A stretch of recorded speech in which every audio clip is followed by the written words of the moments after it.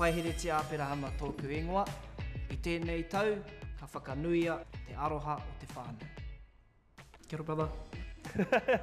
Pai te kite koe, bro. Ko tēnei wā o te Matariki, he wā whakanui.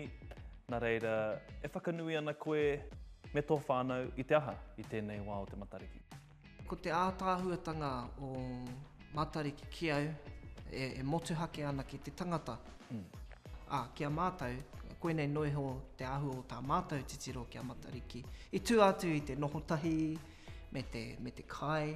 Nā, tētahi kōrero pai ki au, kingi ai tētahi hui he hui Māori, me kata, me kai, me mihi. Koe tēnā ko ki au nei hui katoa, ko Matariki tērā. Ko tētahi tikanga kua whakaunge mātou i roto i a mātou whakahaere ake ko te mokopapa. Paku tō mua mai i te rewanga o Matariki ko nohotahi mātou, ka takoto tētahi i te papa, ka tahi ka huraina te moko.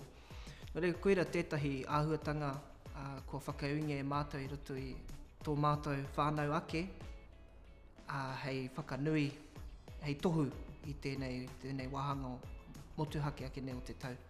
Nā mātou tonu tēnei tikanga. Nā, he ohe ara nei te wai.